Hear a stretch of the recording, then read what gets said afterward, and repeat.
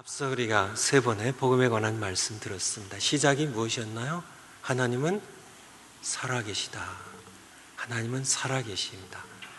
그 누가 뭐래도 하나님 살아계세요. 여러분들이 어떻게 믿건 상관없이 하나님 살아계십니다.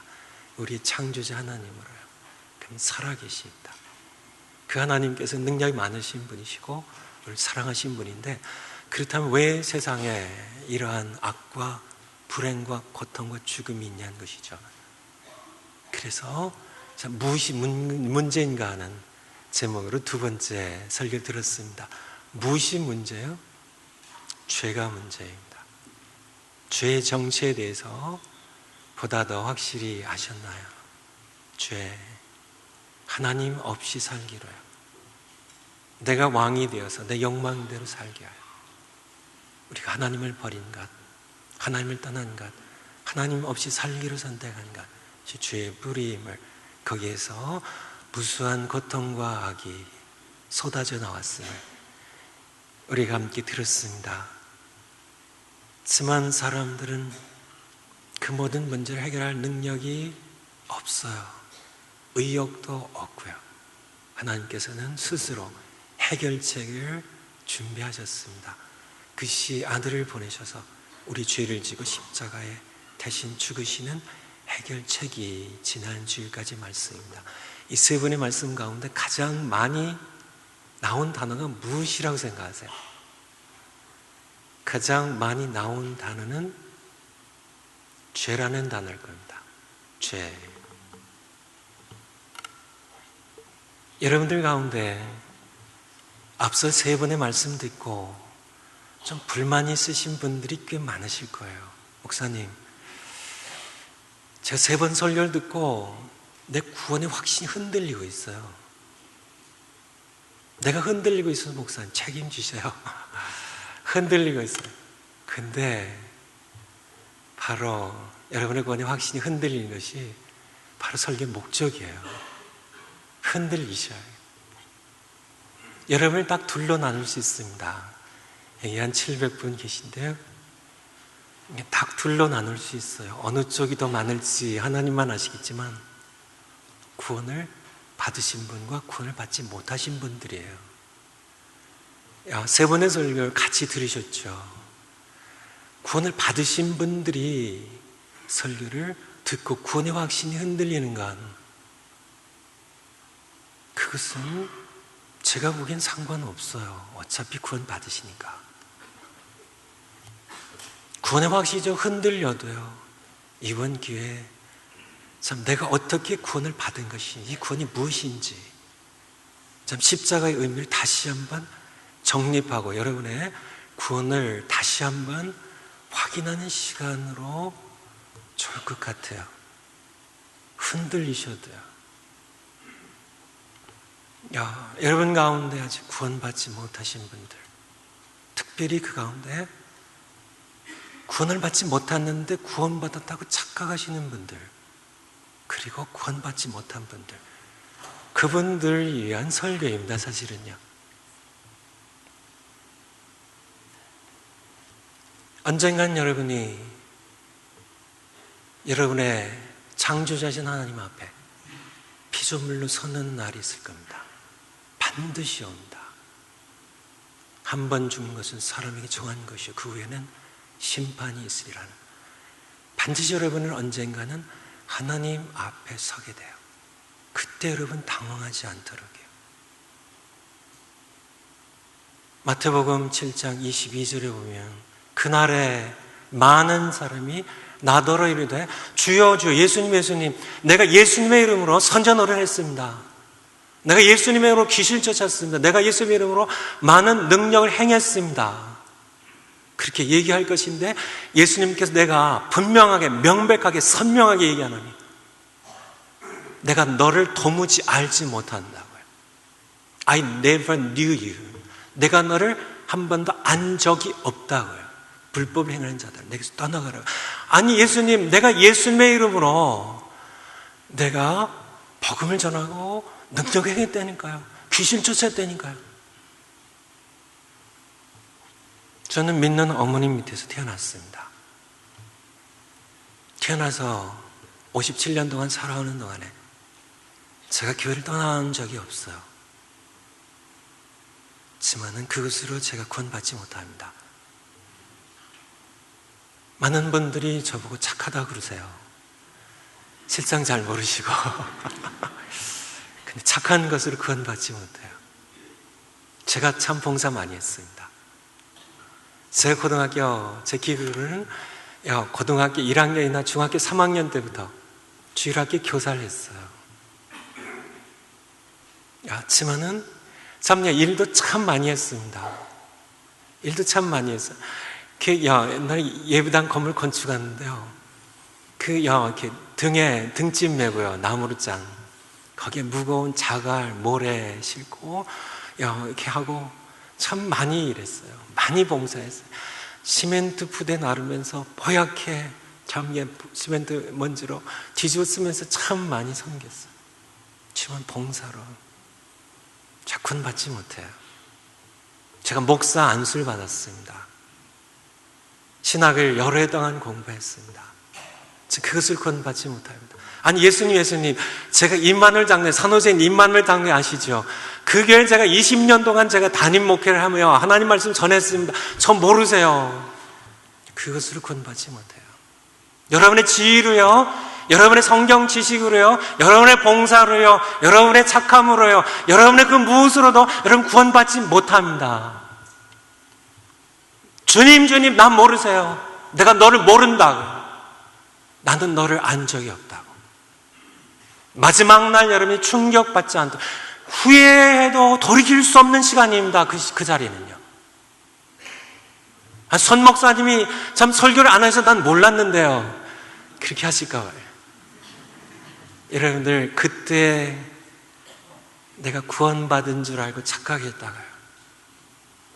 그날에 많은 사람이 한두 명이 아닙니다. 많은 사람, 예수님 말씀 그대로입니다. 많은 사람들이 지금 많이들 일하시죠. 목사님으로 일하십니다. 장로님이 일하십니다. 권사님이 일하십니다. 선교사 일하십니다. 모든 분들 다 마찬가지입니다. 내가 주의 이름으로, 예수님의 이름으로 내가 선전 노릇을 하고 설교를 하고 30년, 20년, 10년 내가 목회를 하고 내가 그래도 저 모르세요 예수님. 난 너를 안 적이 없다고요. 너를 위한 것이고 내가 내 영예를 위하여, 내 욕심을 위하여 정녕 너의 뜻대로 내가 행한 일일 뿐 나와는 상관이 없다고. 그때 받을 충격. 난 구원받은 줄 알았는데 구원받은 것이 뭐예요? 구원받았을 뿐만 아니라 내가 주님을 위하여 위대한 일을 하고 참 많은 일들을 했다고 했는데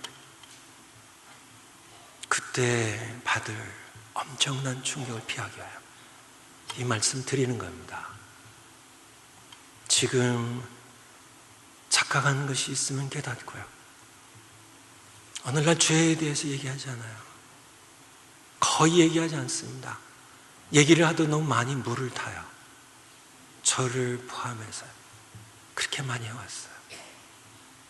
하지만 죄에 대한 의식이 없으면요, 십자가 의미를 모른다는 사실을, 예수님이 왜 오셨는지요, 그냥 십자가 예수님 나를 위해 내절리고 죽으셨대 하는 그 정도의 피상적인 얄팍한, 정말 내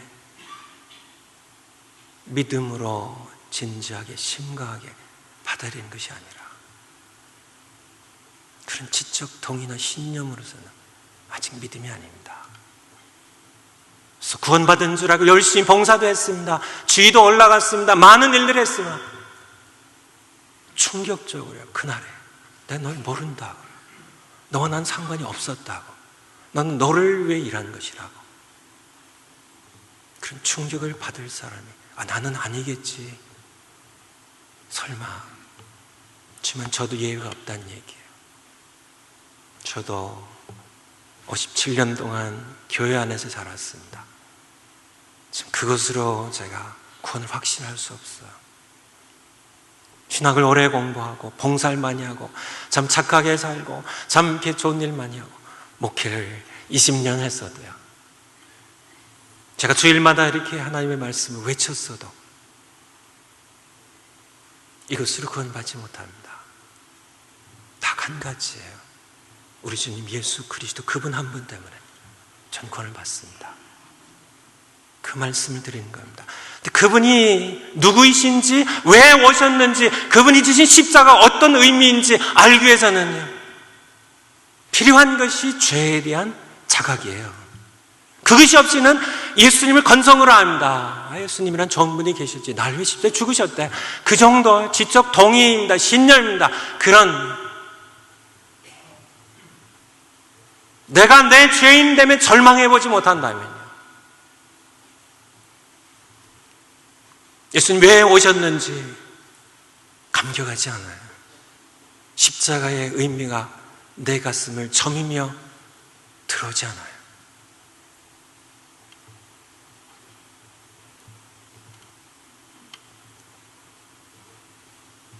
제가 조직신앙을 전공했습니다. 근데 조직신학의 순서가 있어요. 여러분 대부분 모르시겠지만 처음에 신학서론과 신론이에요. 하나님에 대한 겁니다. 그래서 복음을 설명할 때도 하나님 살아계시다는 게 시작한 것처럼 하나님 살아계신 거예요. 하나님에 대해서 배워요. 두 번째, 기독론이 나올 것 같죠. 기독론은 The Doctrine of Christ입니다. 크리스톨로지라고 그러죠. 그리스도에 대한 그것이 나올 것 같지만 그것이 나오지 않습니다. 그 사이에 뭐가 껴있어요. 뭐가 껴있는지 아세요? 신론 다음에는 기독론이 나오지 않고요, 거기 인재론이 나와요. 그것이 순서입니다. 그것이 순서예요. 인간의 죄에 대해서 그것을 깨달아야만 그리스도가 왜 오셨는지 기독론에 들어갈 수 있기 때문에 그래요. 죄를 깨닫지 못하면 예수 그리스도께서 왜 오셨는지를 알 수 없기 때문에요. 그래서 앞서 세 번에 걸쳐 설교가 죄라는 단어가 가장 많이 나온 겁니다. 여러분들이 죄의 실체 앞에 바로 그 죄의 노예가 되고 포로가 되어 끌려가는 여러분 자신에 대하여 절망하지 않는다면 여러분은 아직 예수 그리스도를 잘 모르는 겁니다. 그분이 왜 오셨는지 잘 모르는 겁니다. 십자가의 의미를 잘 모르는 겁니다. 지난주일 숙제입니다. 한 주일 동안 여러분들이 계명을 지키고요, 죄와 욕망과 싸워보셨는지요? 저와 욕망과 싸우기 위하여 여러분들이 링 위에 올라가 보셨는지요? 한 주일 동안입니다. 여러분의 탐욕과 싸워보셨는지요? 여러분의 정욕과 싸워보셨는지요? 참 여러 가지 포르노 보고 싶은 그런 마음과 돈에 대한 욕망과 집착과 싸워보셨는지요? 여러분의 지갑을 그렇게 쉽게 편안하게 기쁘게 열어서 아무 대가 없이 주어보셨는지요? 꿈틀꿈틀거리고 참 엉들을수록 불이 뽑으려고 할수록 괴물처럼 암처럼 집요하게 살아나는 욕망과 싸워보셨는지요? 미움의 욕망과 보복의 욕망과 화내고 싶은 욕망과 참 그런 모든 이 세상에 질투하는 그런 모든 욕망과 물질에 대한 돈에 대한 쾌락에 대한 욕망과 한번 싸워보셨는지요? 저는 싸우고 있어요. 여러분이 알다시피 전 TV를 보지 않습니다. 근데 제가 이렇게 신방을 가게 되면 어떤 경우 TV가 켜져 있는 집이 있어요. 제가 보고 싶을까요? 제가 보고 싶지 않을까요?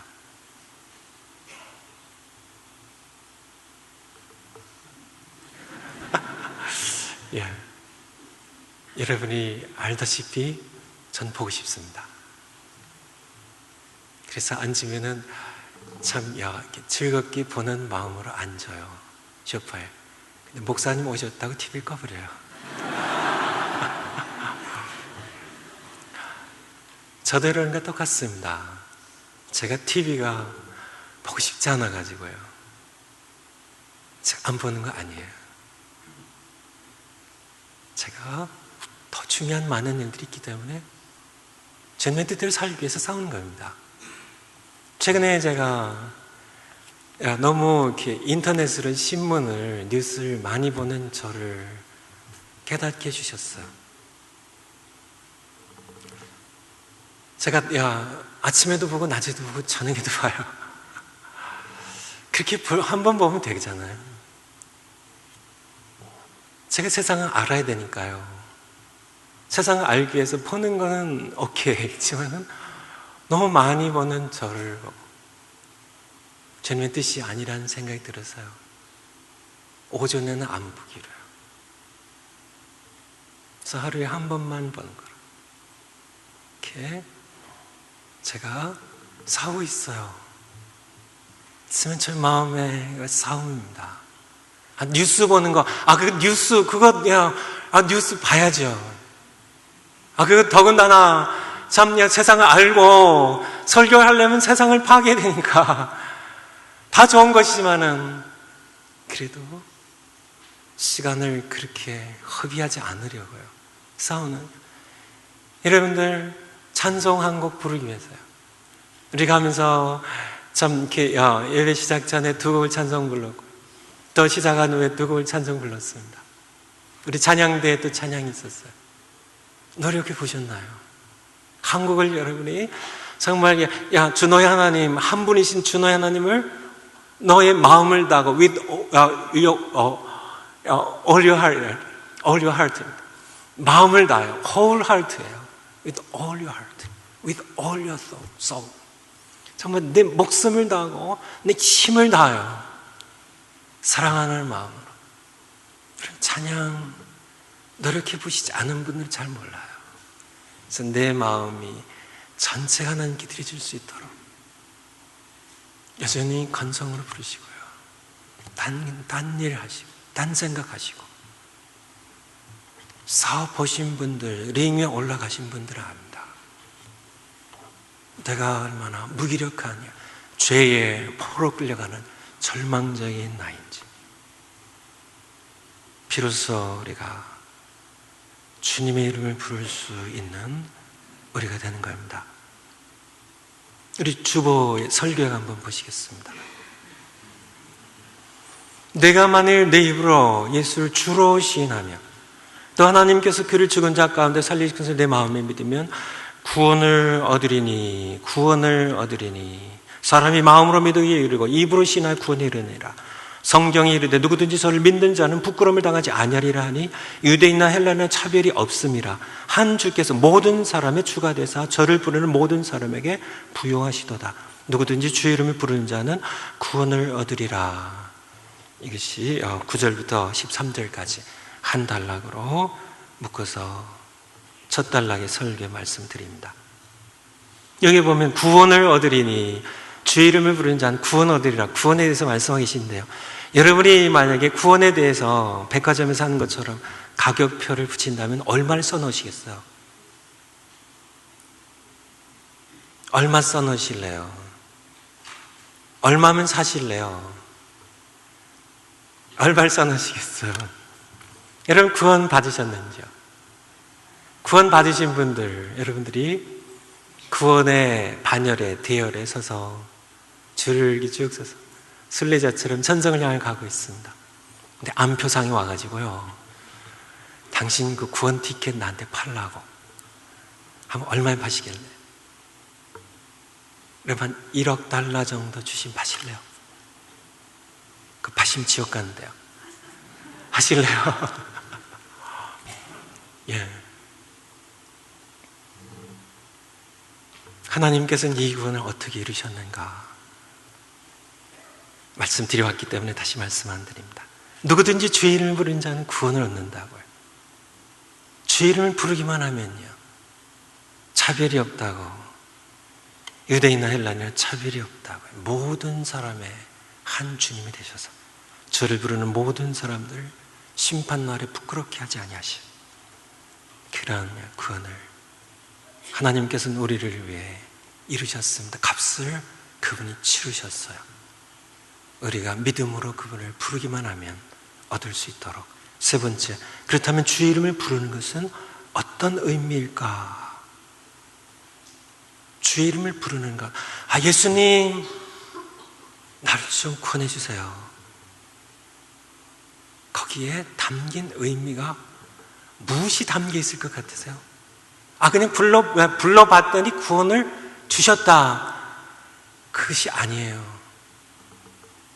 이따 그게 두 번째 단락에서 말씀드리겠지만은 주의 이름을 부르는 동기는 믿음입니다.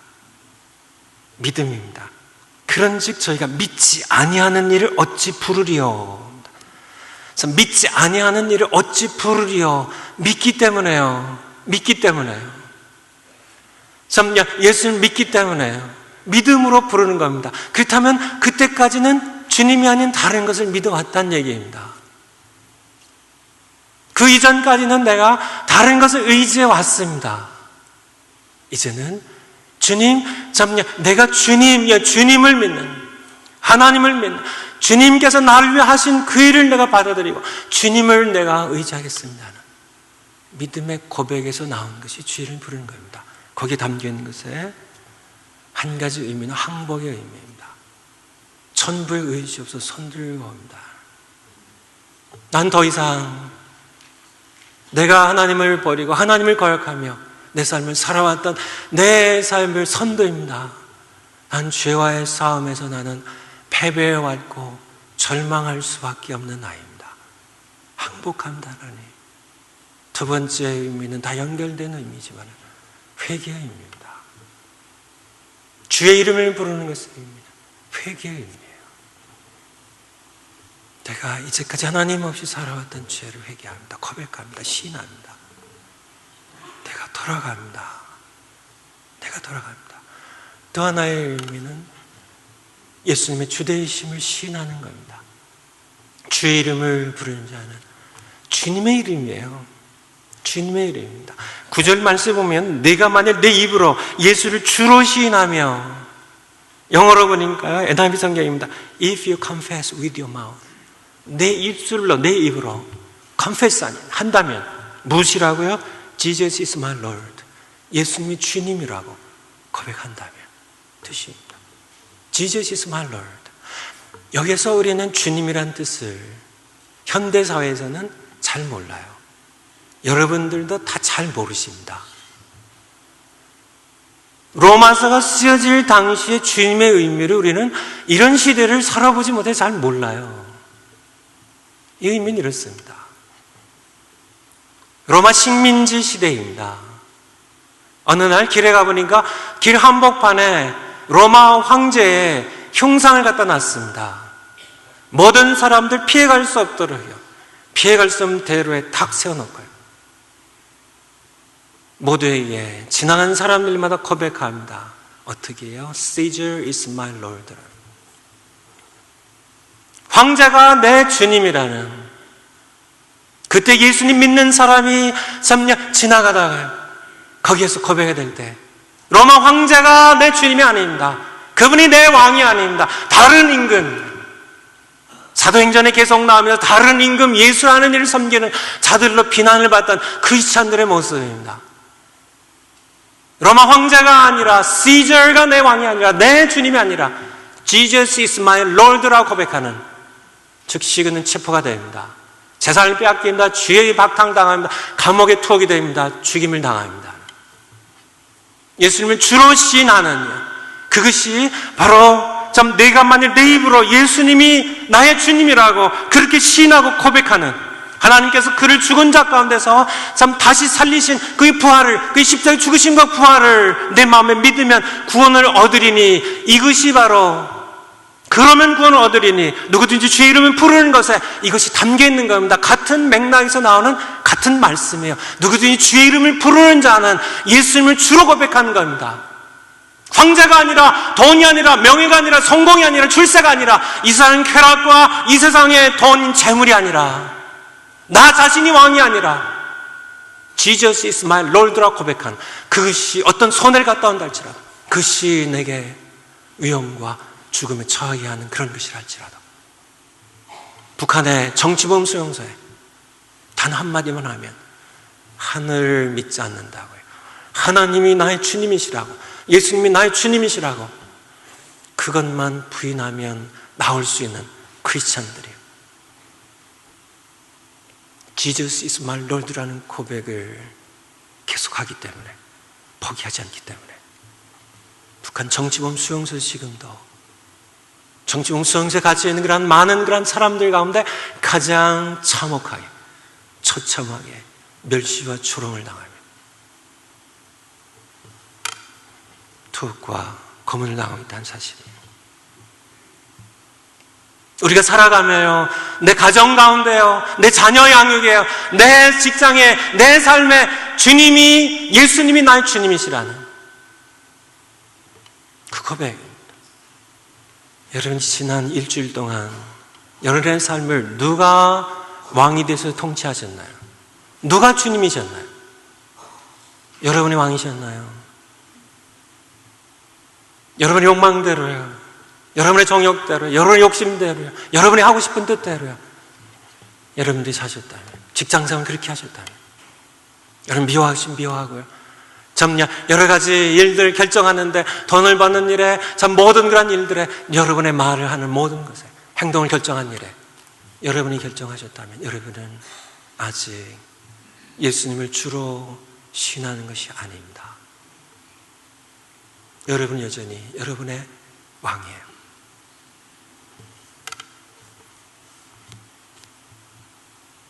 여러분이 한 주일 동안 계명을 지키기 위하여 죄와 욕망과 싸우거나 그분을 사랑하고 그분께 순종하기 위하여 그러한 가운데 절망을 느꼈다면 비로소 항복하고 주님의 이름을 부를 수 있게 된 겁니다. 두 번째 큰 단락입니다. 14절 15절이에요. 그런즉 저희가 믿지 않은 이를 어찌 부르리요. 믿기 때문입니다.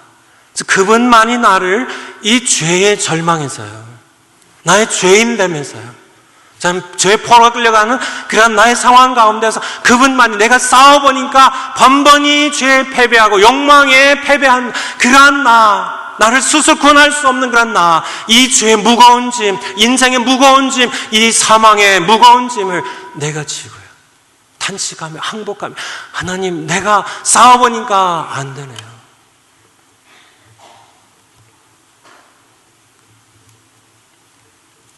그러한 사람이 자신을 더 이상 믿지 못하고 믿음으로 주님을 부르게 되는 겁니다. 씨를 뿌리면 어떻게 되나요? 농부가 파종하는 자가 나가서 씨를 뿌리면 싹이 납니다. 싹이 나면 자라요. 그리고 꽃이 피고 열매가 맺어요. 동일한 과정입니다. 파송을 받은 자가 나가면 뭐 어떻게 해요? 초내이죠. 전하면 어떻게 돼요? 듣게 되죠. 들으면 어떻게 되나요? 믿음은 들으면서 나온다고요. 예수님의 말씀을 증거하면, 들으면 믿음이 생겨요. 이게 하나님의 은혜입니다. 씨앗이 싹이 나고 자라는 것처럼 믿음은 어떻게 되나요? 주님의 이름을 부르게 돼요. 주님을 믿고 죄 절망 가운데 그걸 부르게 되죠. 그럼 어떻게 되나요? 주님의 이름을 부르면 구원을 받습니다. 누구든지요, 차별 없이요. 세 번째, 주의 이름을 부르게 되는 동기는 아까 말씀드린 것처럼 믿음입니다. 그래서 믿음에 대해서 좀 말씀을 드리려고 그래요. 믿음에 대해서. 네 번째, 여기서 믿음은 지적 동의나 신념을 넘어서는 겁니다. 많은 분들이 좀 착각하는 것 같아요. 믿음이 지적 동의로요. 예수님께서 참 2000년대 이 세상에 오셨고 그분이 하나님의 아들이셨는데 내 죄를 지고 십자가에 못 박혀 죽으셨어. 그것을 인정하는 것이 믿음으로 생각하는데 그것은 지적 동의고 신념이에요. 아직 성경이 요구하는 믿음에 이른 것이 아닙니다. 그다음에 성경에서 말하는 그런 믿음은 무엇인가? 믿음은 내 목숨과 삶을 포함하여 나의 전부를, 나를 하나님의 나라, 왕대주 주님의 통치에 온전히 맡기는 것, 거기까지가 믿음이에요. 그것이 예수님을 주로 고백하고 신하고 영접하는 의미입니다. 예수님을 주로 영접하는, 제가 세례를 베풀 때마다 그때 참 아무개가 예수를, 이제는 아무개 성도가 예수 그리스도를 뭐라고요? 구주와 주님으로 항상 둘을 넣습니다. 두 가지. 구주와 세이비어로, 그리고 롤드로, 주님으로 영접한다. 그래서 하나님의 자녀로 거듭난다. 이것이 바로 그런 의미입니다. 주님으로 영접하는. 믿음은 이전까지 하나님의 통치를 거부하며 모든 것을 스스로 결정해 살던 내 삶을 송두리째 하나님의 통치에 의뢰하고 순종하는 삶을 시작하는 겁니다. 사무엘상 8장에 보면요, 사무엘상 8장에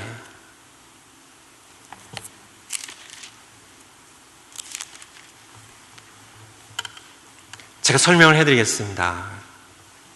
1절부터 보면 사무엘이 이제 나이가 많았습니다. 4절에 보면 백성의 장로들이 함께 사무엘이라는 곳에 모여왔어요.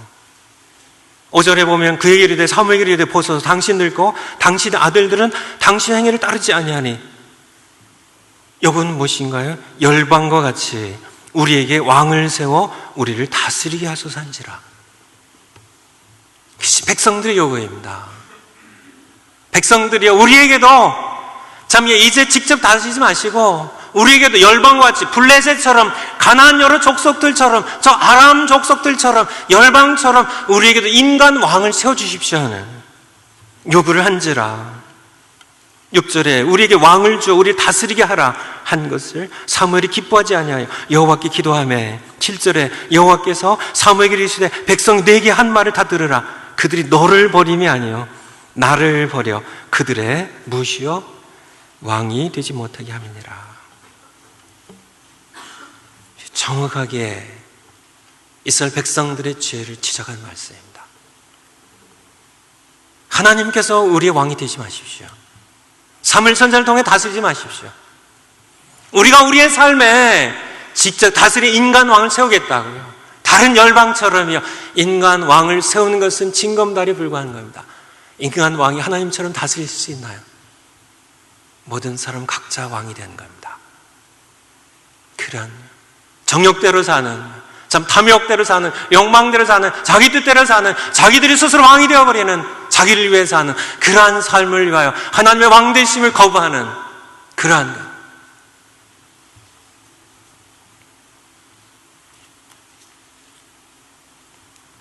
이스라엘 백성들의 고통을 설명해 주는 말씀입니다. 그래서요, 그들이 그렇게 참요 그들의 가정을 다스렸습니다. 그들의 삶을 다스렸습니다. 그 결과는 어떻게 됐죠? 이스라엘 백성들 참요 세월이 흐를수록 점점 영적으로 황폐해갑니다. 삶이 엉망이 되어가요. 결국 나라가 망합니다. 참 참혹하게 멸망해버려요. 그렇게 황폐해가면서도요, 백성들 하나님께 돌아오려고 하지 않았습니다. 오늘날 백성들이 마찬가지입니다. 하나님께서 나의 왕이 되지 마시고, 하나님 같은 왕 필요 없습니다. 하나님, 내가 왕이 되겠습니다. 하나님, 우리 삶에서 좀 멀리 떠나 계십시오. 자녀도 내 뜻대로 하겠습니다. 가정도 내 삶도 내가 다스리겠습니다. 지금 그 결과는 어떤가요? 결과는 항상 영적 황폐해가고 점점 엉망이 되어가는 그런 모습을 너무나 많이 보게 됩니다. 저 그림을 하나 갖고 왔는데요. 뭐예요? 예, 저 뒤에서는 잘 안 보이시죠? 뭐예요? 비행기입니다. 누가 그랬을 것 같으세요? 예, 저는 이만큼 못 그려요. 제가 그리려고 망설이다가 부탁을 했어요. 우리 김범진 목사님 막내딸이 진아한테 부탁했는데 6살짜리 꼬맹이입니다. 그림을 너무 잘 그리고 또 즐겨 그려요. 그래서 비행기를 좀 설계에 쓰려고요. 그래서 진아한테 고맙고요. 야, 좀 뭐 맛있는 거 좀 사줘야 될 것 같아요.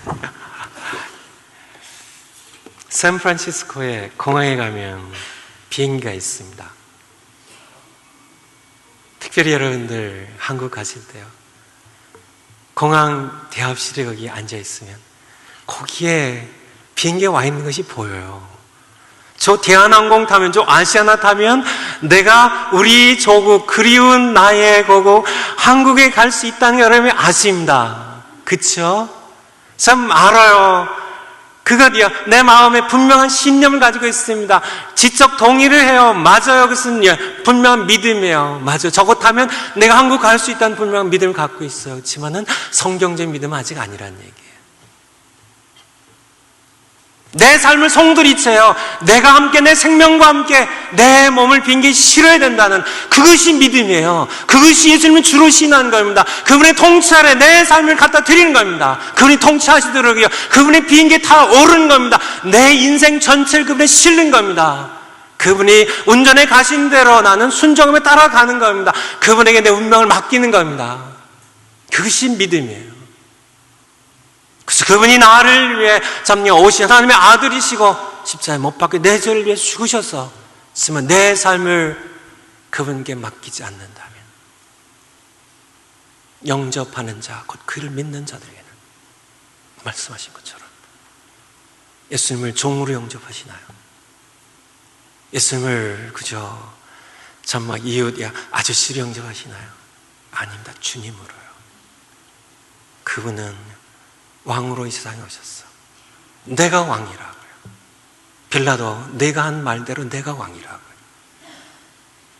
예수님은 우리를 통치하러 오셨습니다. 이사야서 52장에 그 복된 그 좋은 소식이 내용이 무엇인가요? 내 하나님이 통치하신다는, 우리의 창조자 하나님이요, Your God reigns입니다. 하나님께서 통치하신다는 이것이 하나님의 나라입니다. 회개하러 천국이 가까웠다고요. 회개, 죄를 깨닫고 죄의 무기력한 그 안에 우리 자신을 깨닫고 죄인임을 절망하며 돌이켜 회개하는 것이 없이는 천국도 우리의 것이 될 수 없음을 우리에게 예수님은 말씀하고 계십니다. 너무나 많은 분들이 갈등들을 너무 많이 하고 계세요. 그런 가정들을 너무 많이 봅니다. 열심히 신앙생활 하세요. 배에 이렇게 노로 비유를 한다면, 가정이라는 배를 이렇게 끌고 나오면서 참 자신의 삶에 이 노를 참 열심히 저으세요. 부지런히 노를 저으세요. 그런 분들 참 많습니다. 대충 졌다가 또 안 졌다 하는 분들도 계시지만은, 많은 분들이 노를 참 많이 져.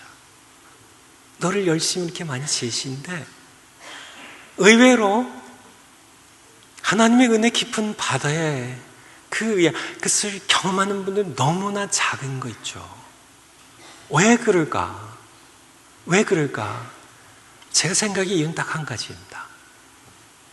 아직 밧줄을 끊지 않았어요. 밧줄 끊지 않습니다. 참 신기하죠. 그렇게 참 하나님의 은혜의 바다로 깊이요, 하나님의 살아계심 경험하면서요, 정말 내가 기도의 즐거움을, 예배의 그 기쁨, 감격을, 하나님 만난 그 놀라운 신앙을, 하나님께 내 기도를 들으시고 응답하시고 세상에서 참 주님의 은총으로 우리가 승리할 수 있는 이 엄청난 감격의 은혜 깊은 바다를 경험하길 원해서 그렇게 깊이 참 저어가려고 노를 젓는데요, 너무나 많은 사람들이 밧줄을 끊지 않았다는 얘기입니다. 아무리 저어보세요, 그게 참 신기한 거 아니에요? 밧줄 끊지 않아요. 아직도 여전히 통치권을 내려놓지 않습니다.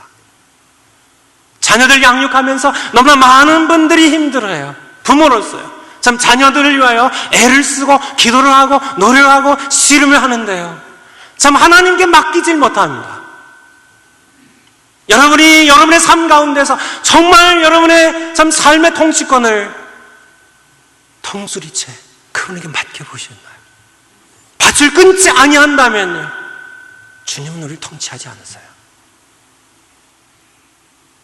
참 아이러니한 겁니다. 은혜 깊은 바다를 들어가기 원하면서도 여전히 세상을 향한 내 욕심을 놓지 않고 밧줄 끊지 않습니다. 그는 망할까 봐요. 자녀를 주님 손에 맡기질 못해요. 맡기면은 참 자녀가 추락해서 죽을까 봐요. 망할까 봐요.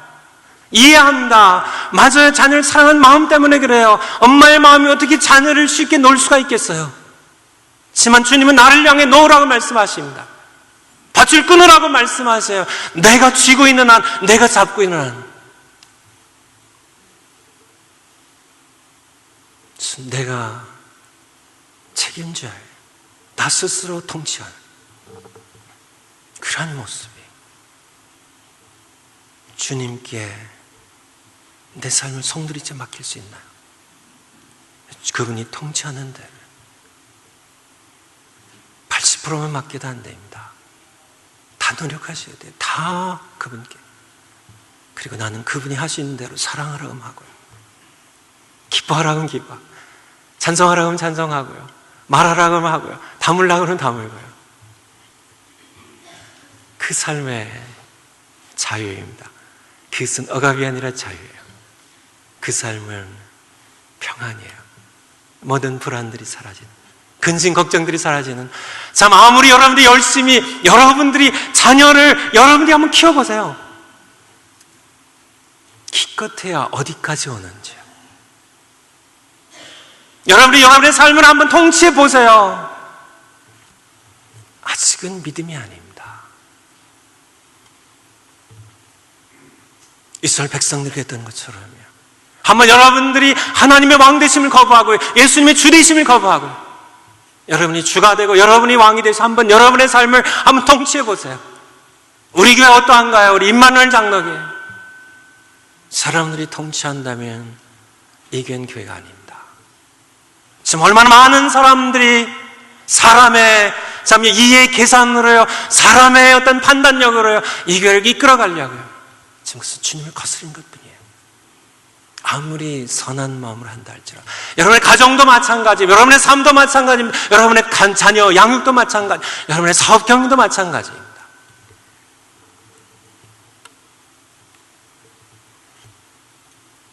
그분께 내 삶을, 우리 자녀들 송두리째 맡기면, 이 교회를 송두리째 맡기면 이 교회 망할까요? 우리 자녀들 망할까요? 망할까요? 근데 왜 놓지 못하세요? 왜 밧줄 끊지 못하세요? 그렇기 때문에 여러분은 하나님의 은혜 깊은 밭에 들어가지 못하고 있어요. 하나님을 깊이 경험하지 못하고 있어요. 너는 왜 져요, 그런데? 그냥 그 물가에서 계시지. 너는 열심히 지면서 밧줄은 끊지 않아. 그런 역설적인 그런 신앙생활의 모습이 뭔지요? 그것은 어리석은 겁니다.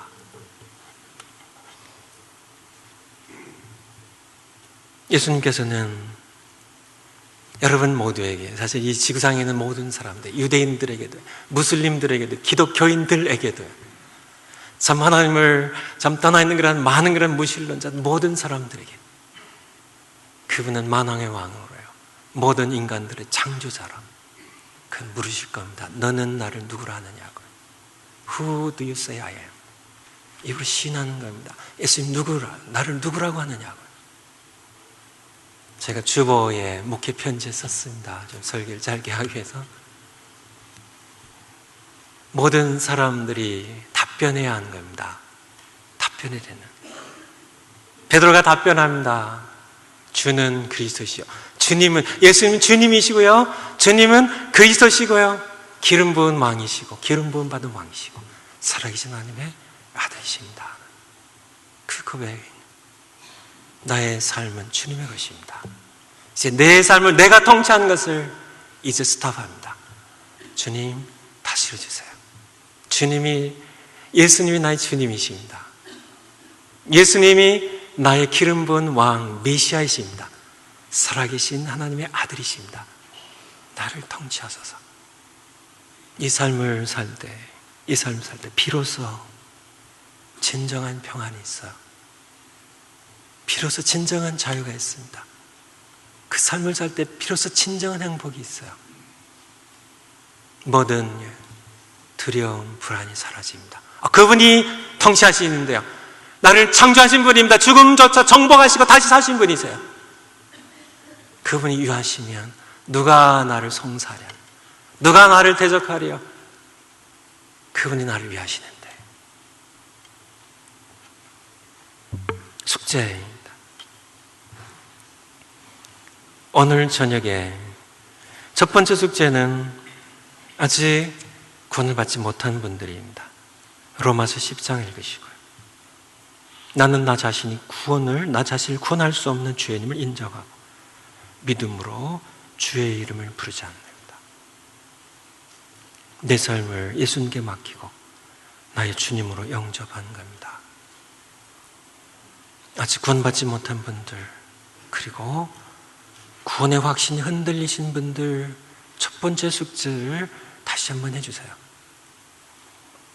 하나님 앞에 서는 날, 혹시라도 여러분들이 착각 가운데 있다가 그 엄청난 충격을 받으실 수 있다고 생각되신 분들은 1번 숙제 같이 해주세요.